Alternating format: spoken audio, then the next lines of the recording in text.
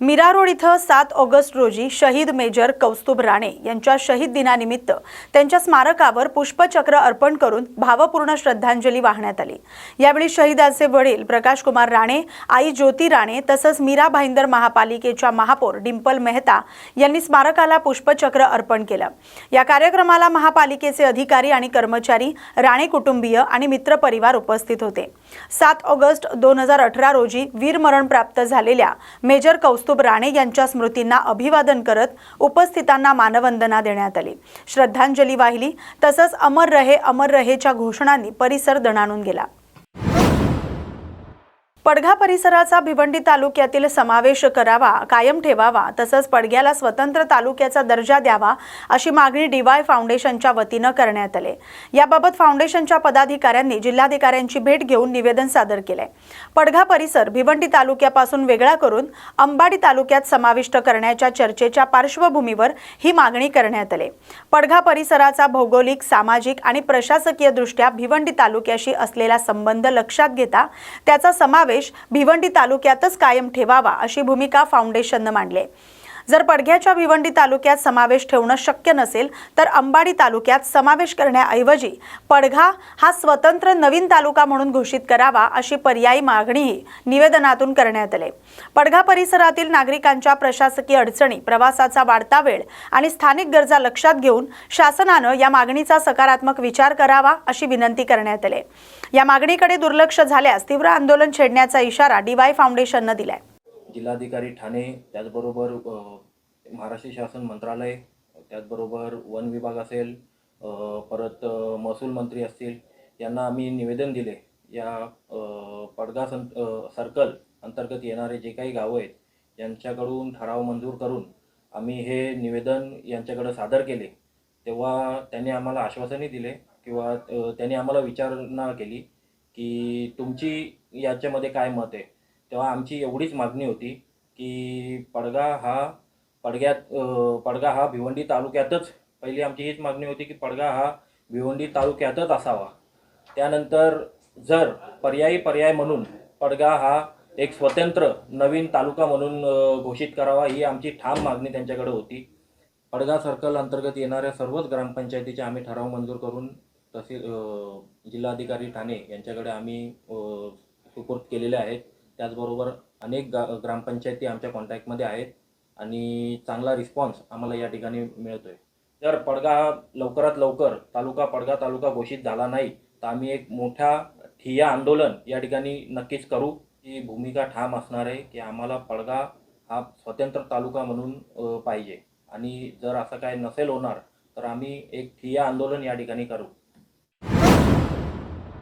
परदेशात उच्च शिक्षणासाठी जाणाऱ्या विद्यार्थ्यांना आवश्यक कागदपत्रांच्या पडताळणीसाठी मंत्रालयातील उच्च आणि तंत्र शिक्षण विभागाच्या कक्ष क्रमांक 431 मध्ये तासनतास प्रतीक्षा करावी लागते। त्यामुळे विद्यार्थ्यांमध्ये नाराजी आहे। दरवर्षी राज्यातील सुमारे 90,000 विद्यार्थी परदेशातील विद्यापीठांमध्ये प्रवेश घेतात। गुणपत्रिका, पदवी प्रमाणपत्र आणि शाळा सोडल्याचा दाखला यांसारखी कागदपत्र प्रथम वकील आणि गृह विभागाकडून पडताळण्यानंतर अंतिम सत्यापनासाठी उच्च आणि तंत्र शिक्षण विभागात आणावी लागतात। मात्र पडताळणी कक्षाबाहेर अपुरी आसन व्यवस्था असल्यानं शेकडो विद्यार्थ्यांना व्हरांड्यात बसून किंवा तासनतास रांगेत उभं राहावं लागतंय अशी तक्रार आहे। विद्यार्थ्यांच्या मते कागदपत्रातील त्रुटी शेवटच्या टप्प्यात सांगितल्या जात असल्यानं पुन्हा संपूर्ण प्रक्रिया करावी लागते आणि मंत्रालयात वारंवार फेऱ्या माराव्या लागतात। ही प्रक्रिया पूर्ण झाल्यानंतरच कागदपत्र परराष्ट्र मंत्रालयाकडे पाठवली जातात आणि त्यानंतर विद्यार्थ्यांचा परदेशात शिक्षणासाठी जाण्याचा मार्ग मोकळा होतो। मुंबईतील वांद्रे पूर्व ते जोगेश्वरी पूर्व दरम्यानच्या परिसरात 11 ऑगस्ट रोजी सकाळी 10 ते बुधवार 12 ऑगस्ट रोजी सकाळी 10 वाजेपर्यंत 24 तास पाणी पुरवठा प्रभावित होणार आहे। मुंबई महापालिकेच्या एच पूर्व म्हणजेच वांद्रे खार पूर्व आणि के दक्षिण म्हणजेच अंधेरी दक्षिण जोगेश्वरी पूर्व या विभागातील पाणी पुरवठ्यात सुधारणा करण्यासाठी 2400 मिलीलीटर व्यासाच्या वैतरणा जलवाहिनीचं अंशतः खंडित करण्याचं काम हाती घेण्यात येणार आहे। या कालावधीत एच पूर्व विभागातील संपूर्ण वांद्रे खार पूर्व परिसराचा पाणी पुरवठा बंद राहणार आहे। तसंच के दक्षिण विभागातील काही भागात कमी दाबाने पाणी पुरवठा होणार आहे। देशांतर्गत विमानतळ आणि वांद्रे टर्मिनसचा पाणी पुरवठा देखील 24 तास बंद राहणार आहे। के दक्षिण विभागातील कबीर नगर, बामणवाडा, पारसीवाडा, विमानतळ क्षेत्र, तरुण भारत वसाहत, इस्लामपुरा, देऊळवाडी, मासळी बाजार, घाटीवाडा, चकाला, काळडोंगरी, ओल्ड पोलीस लेन आणि विजयनगर 6 रोड या भागात कमी दाबानं पाणी पुरवठा होणार आहे। तर मोगरापाडा परिसरात सायंकाळी 5 ते रात्री 10 या वेळेत कमी दाबानं पाणी पुरवठा होणार आहे। महापालिकेनं नागरिकांना आवश्यक पाणीसाठा करून ठेवण्याचं आवाहन केलंय। मुंबई महापालिकेतील एका कर्मचारी महिलेनं लैंगिक छळ आणि अयोग्य वर्तनाबाबत केलेल्या तक्रारीनंतर पालिका प्रशासनानं एका प्रशासकीय अधिकाऱ्याची सेवा समाप्त केली। अंतर्गत तक्रार समितीच्या चौकशीत तक्रारीत तथ्य आढळल्यानंतर समितीनं सेवा समाप्तीची शिफारस केली होती। कार्यस्थळी महिलांवरील लैंगिक छळ प्रतिबंध कायद्यानुसार स्थापन करण्यात आलेल्या पालिकेच्या अंतर्गत तक्रार समितीच्या अहवालाच्या आधारे प्रशासनानं ही कारवाई केली आहे। 2 महिन्यांपूर्वी भाजपच्या विधान परिषदेच्या सदस्या चित्रा वाघ यांनी तक्रारदार महिला कर्मचारी आणि तिच्या कुटुंबियांसह महापौर रितू तावडे यांची भेट घेतली होती। त्यानंतर 7 मे रोजी महापौरांनी पालिका आयुक्त अश्विनी भिडे यांना पत्र देऊन अधिकाऱ्याला निलंबित करून चौकशीची मागणी केली होती। तक्रारदार महिलेला वडिलांच्या निधनानंतर अनुकंपा तत्वावर पालिकेत नोकरी मिळाली होती। चौकशीत अधिकारी दोषी आढळल्यानंतर नियमानुसार सेवा समाप्तीचा आदेश जारी करण्यात आलाय। या निर्णयाविरोधात संबंधित अधिकाऱ्यानं मुंबई उच्च न्यायालयात धाव घेतली। न्यायालयानं पालिकेच्या आदेशाला सध्या कोणतीही अंतरिम स्थगिती दिलेली नाही। वांद्रे रिक्लेमेशन येथील 8450 चौरस मीटर क्षेत्रफळाच्या प्रसिद्ध नेव्हिल डिसोजा फुटबॉल मैदानावरील क्रीडांगणाचं आरक्षण बदलून तिथं प्रदर्शन केंद्र उभारण्याचा प्रस्ताव आता मुंबई महापालिकेच्या महासभेच्या पटलावर ठेवण्यात आलाय। येत्या आठवड्यात या प्रस्तावावर चर्चा होण्याची शक्यता आहे। या प्रस्तावाला मुंबई काँग्रेसनं विरोध दर्शवलाय। फुटबॉल मैदान हटवण्याचा कोणताही प्रस्ताव मान्य केला जाणार नाही असा इशारा दिला आहे। काँग्रेसच्या नगरसेवकांनी गटनेते अशरफ आझमी यांच्या नेतृत्वाखाली गुरुवारी महापालिका आयुक्त अश्विनी भिडे यांची भेट घेऊन आरक्षण बदलाला विरोध करणारं निवेदन सादर केलं। पालिकेच्या सुधार समितीनं गेल्या महिन्यात या प्रस्तावाला मंजुरी दिली होती। मात्र स्थानिक नागरिक, फुटबॉल प्रेमी आणि क्रीडा प्रेमींकडून या निर्णयाला विरोध वाढतोय। मैदानाचं क्रीडा आरक्षण कायम ठेवून ते आधुनिक क्रीडा सुविधांवर विकसित करावं अशी मागणी करत ऑनलाईन स्वाक्षरी मोहीम सुरू करण्यात आली।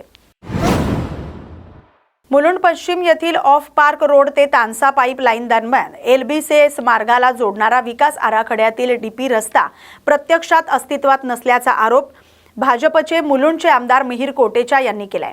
हा रस्ता एका नामांकित विकासकानं बेकायदेशीररित्या आपल्या प्रकल्पात समाविष्ट केल्याचा दावा करत त्यांनी मुलुंड पोलीस ठाण्यात तक्रार दाखल केली आहे।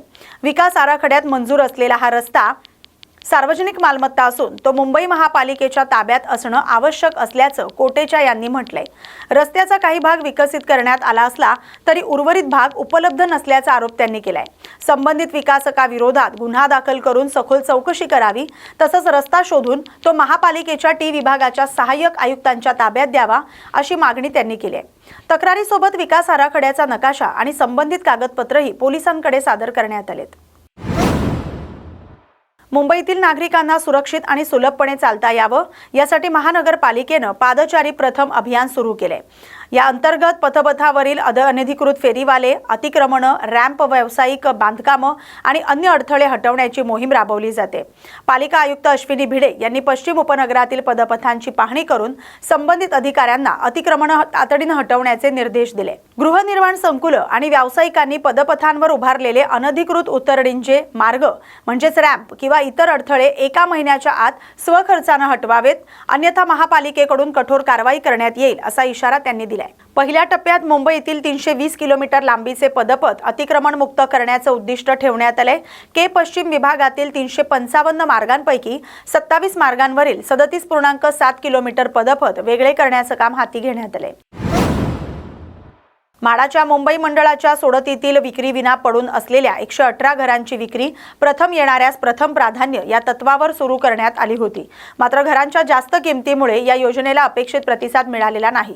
आतापर्यंत केवळ 48 घरांची विक्री झाली। 68 घरं अद्याप विक्रीविना शिल्लक आहेत। विक्री न झाल्यानं मंडळानं जूनमध्ये ही योजना बंद केली होती। मात्र आता ही योजना पुन्हा सुरू करण्याचा निर्णय घेण्यात आलाय।